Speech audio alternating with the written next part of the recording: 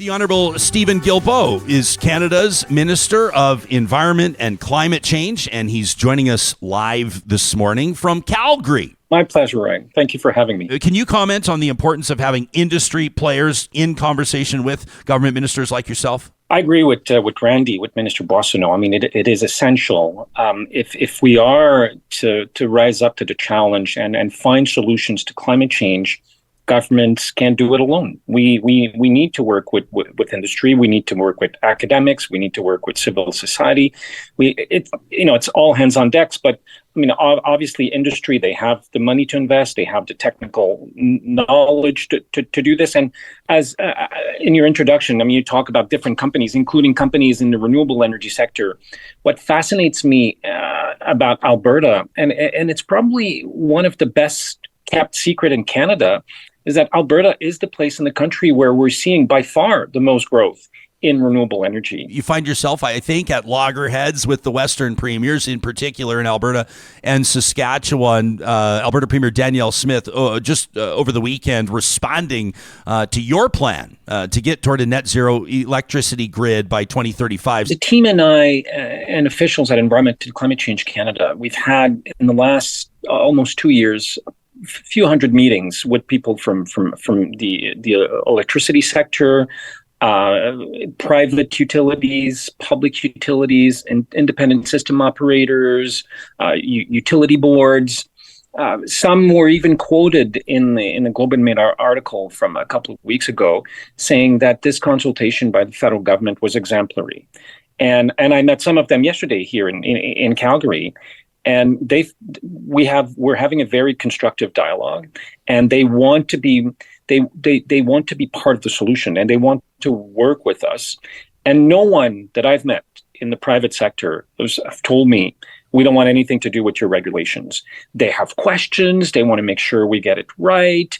And frankly, for the premier to say that, it's going to lead to the end of the world as we know it, when the regulation isn't even out yet, and we don't know the details and what kind of flexibility mechanisms that they will be in there. And I'd like to remind your viewers a few things. So the regulations are it's not a fossil fuel free grid by 2035.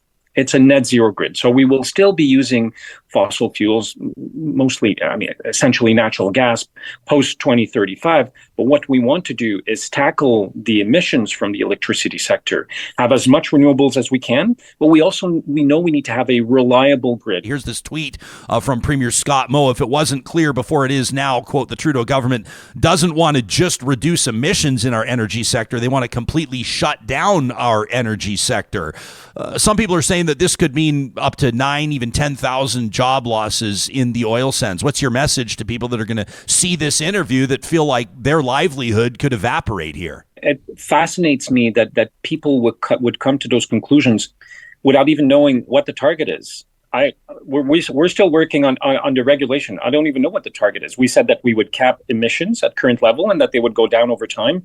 We haven't even decided what the trajectory would be by 2030, 2035, 2040. So for organizations like S&P and others to make those bold claims without having any of the details, I find it quite rich. This is what MP Lake had to say yesterday. We'll get you to respond. Here it is. The reality is the world is using oil and gas right now, and we've stopped selling it to some degree. We've got a government right now that's decided to put the brakes on in a world where that continues to use oil and gas. I would remind MP Lake that during the Harper years, Canada was importing 50% more oil than we are now.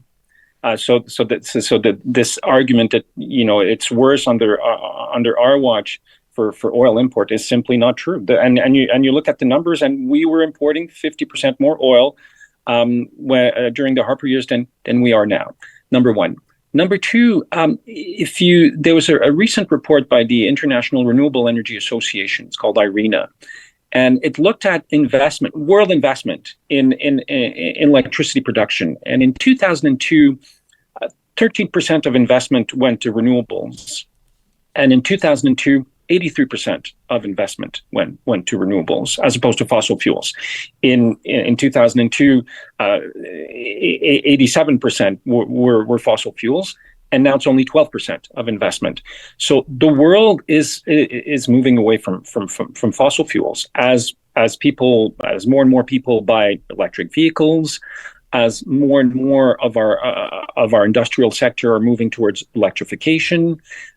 We will be consuming less oil. And there was a recent report by the independent Canadian energy regulator that looked at different scenarios, which show that in the coming decades, there will be less demand for Canadian oil, as there will be less demand for oil all over the world, because the European Union is also moving towards more and more electric vehicles. The United States of America is moving. They have draft regulations to force car companies to put more EVs on the market.